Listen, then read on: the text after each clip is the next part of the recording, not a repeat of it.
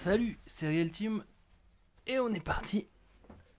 Et aujourd'hui, je suis en mode cravate. Et oui, fait maison bien sûr. Hein. On rigole pas avec le style. Bienvenue du coup dans cette nouvelle vidéo. Et aujourd'hui, j'aimerais vous parler de l'histoire des marques ou l'histoire d'un logo en particulier. Je pourrais peut-être que j'en ferai d'autres, des vidéos comme ça. Et aujourd'hui, nous allons parler du logo de Alfa Romeo. Alfa Romeo qui est une marque de voiture.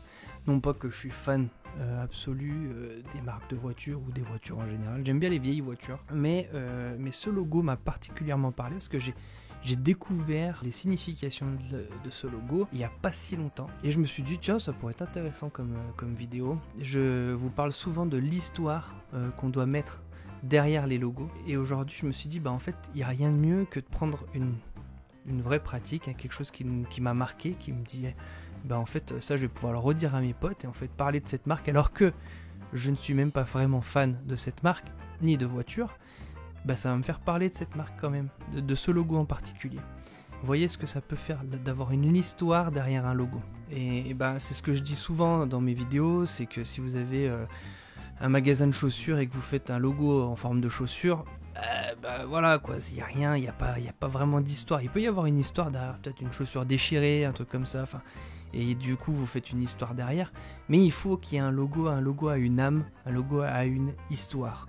Et souvent cette histoire elle nous correspond à nous en tant qu'entrepreneurs ou au groupe d'entrepreneurs qui commencent l'entreprise, mais il faut une histoire derrière ce logo quoi.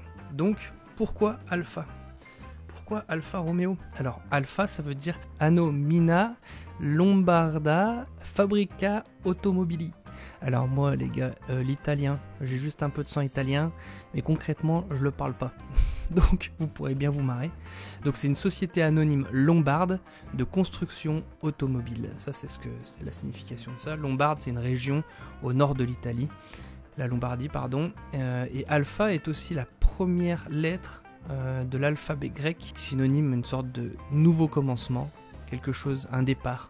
Et donc Alpha a deux synonymes, deux significations, bien sûr la construction de voitures, mais aussi le fait que ce soit la première lettre de l'alphabet grec, qui est souvent utilisée, alpha, oméga, on le voit aussi dans la Bible, on le voit dans plein d'endroits, alpha c'est le mal alpha, le mal machin, on voit souvent cette terminologie, donc ça veut dire le dominant, le commencement de quelque chose, et donc c'est intéressant. Et on voit en dessous que c'est marqué Milano, parce qu'en fait c'est une marque qui a été, la construction de ces voitures a été faite pour la première fois à Milan, en Lombardie, au nord de l'Italie. Je sais même pas si on dit Lombardie. Dites-moi dans les commentaires. Et ici, en fait, sur les deux côtés, on voit un nœud du 8. Et un nœud du 8, c'est intéressant. Je suis allé regarder ce que ça voulait dire. C'est le nœud de sécurité par excellence. C'est intéressant d'avoir ces deux nœuds qui lient Alfa et Milano ensemble. Ce logo, il est en 1910. Je sais pas si l'escalade était tant répandue que ça, mais en tout cas, ça pouvait être utilisé aussi sur les bateaux. Maintenant, on va parler un peu de la signification et de l'évolution de ce logo dans le temps.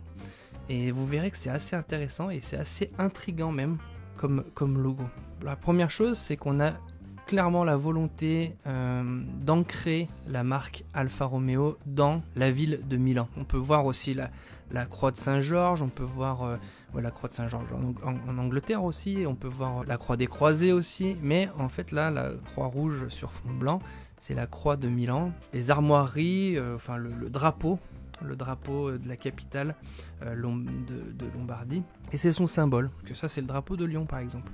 Et le drapeau de Milan, vous voyez, c'est une croix rouge sur fond blanc. On voit clairement la croix de Milan ici sur la gauche du logo. Et à droite, on voit un serpent qui mange un enfant. Il est couronné ce serpent, et c'est là où ça devient intéressant. C'est que déjà, je sais pas si vous aviez remarqué, mais on va voir avec l'évolution du logo, c'est qu'en fait ce logo, on voit pas finalement que c'est une personne qui est mangée quoi. Il y avait une vieille légende urbaine qu'un grand serpent terrorisait la population au 5e siècle. C'est un serpent, c'est plus une sorte de dragon quoi. On voit la terreur que ça peut amener, peut-être parce que Alfa Romeo, c'était aussi des voitures sportives. Est-ce que c'est pour que les autres aient peur de nous ? C'est pour ça que c'est intéressant d'avoir ces deux symboliques, parce que la croix de Saint-Georges, c'est Saint-Georges qui tue le dragon. Il y a quelque chose de chevaleresque dans ce logo, qui est une volonté chevaleresque. Non seulement la croix de Saint-Georges, mais aussi l'archevêque Antone Visconti qui aurait tué un serpent couronné. C'était au 5e siècle, c'est pareil, c'est une légende, hein. Et la couronne est ici montrée pour le caractère héroïque de cette chasse. C'est pas une couleuvre que le mec il a chassé, c'est un dragon quoi, qui mangeait des enfants. Une troisième symbolique, elle aurait été le blason de Giovanni da Rio, prononciation comme une vache espagnole. Il y a une histoire comme quoi cet homme aurait été le premier homme à escalader le mur de Jérusalem pour ériger une croix pendant la première croisade. Il y a cette notion de je suis le premier, il y a cette notion d'être devant, et il y a cette notion de combat. On combat un dragon, on combat quelque chose de mystique, de mythique, de royal, on combat quelque chose qui terrorise, et en même temps ce serpent qui a quand même une certaine classe, faut l'avouer. Le dessin est beau, il y a une couronne, donc on est là pour vous terroriser, on est là pour combattre aussi quelque chose de mythique, on est là pour être les premiers. Il y a toute cette symbolique derrière, vous voyez comme c'est plein, comme c'est rempli, vous voyez comme l'histoire de ce logo nous renvoie au 5e siècle. Au 5e siècle avec cette histoire de croix, il y a des vieilles légendes, il y a tout quelque chose de beau quoi en fait. Finalement, derrière ce logo, on voit pas forcément la voiture de course ou la voiture un peu sportive, on voit toute une mythologie et c'est ça qui est magnifique. Ça c'est 1915, donc il y a une légère évolution. Roméo arrive en 1915 parce que Nicolas Roméo rachète l'entreprise. En 1925, il y a l'ajout d'une couronne de lys. Vous voyez tout autour là, c'est une couronne de laurier. La couronne de laurier est ajoutée parce que l'Alfa Romeo P2, alors on n'est pas sur de la Formule 1 2021, attendez, je vais vous montrer ça. Voilà l'Alfa Romeo P2. Cette voiture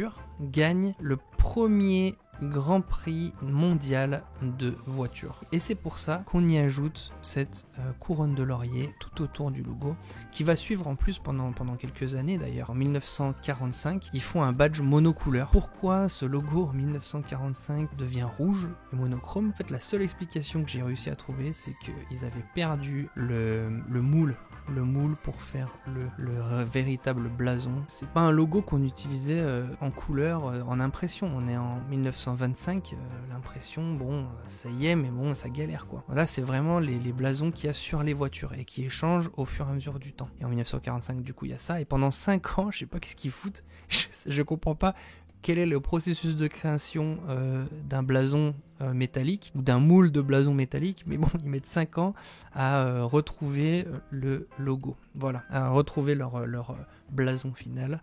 Ça, c'est 1960. En 1972, on enlève le Milano, ça y est, parce que en fait l'usine de construction a changé d'endroit et n'est plus à Milan, donc Alfa Romeo. Et vous voyez, on dirait même que c'est un seul nom quoi, Alfa Romeo, il n'y a même plus de tiret, il n'y a plus rien. Voilà, ça c'est 1982, donc ça devient un peu doré, et là le personnage, vous voyez, on dirait que c'est une flamme quoi, et là vraiment, franchement, pour deviner que c'est un personnage, faut y aller quoi, donc 2015. Tout ça pour dire qu'un logo doit avoir une histoire. Il doit avoir une histoire. Il doit y avoir une histoire de création, et une histoire à raconter comme ce logo. On est au 5e siècle, on s'est plongé dans la mythologie, dans des histoires qui faisaient peur aux enfants sûrement, dans le temps, à Milan. Il y a quelque chose de magnifique quoi. Il y a quelque chose de magnifique, il y a quelque chose de combatif, il y a quelque chose de chevaleresque. Et en fait ce logo, je le vois plus de la même manière. Avant je le voyais sur une voiture un peu pas de kéké, mais enfin voilà quoi, c'est des voitures sportives un peu random qui me plaisent pas forcément, mais voilà, maintenant aujourd'hui je vois ce logo différemment. Tous les logos ne sont pas appelés à avoir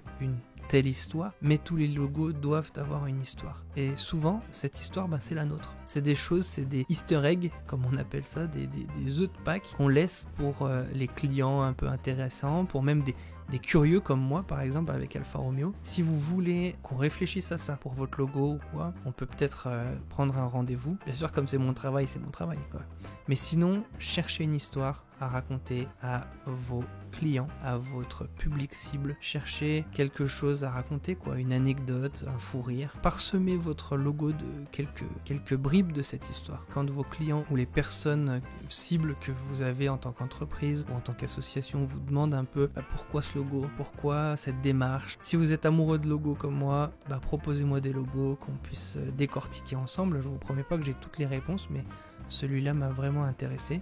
Sinon, restez créatifs. Vraiment, restez créatifs.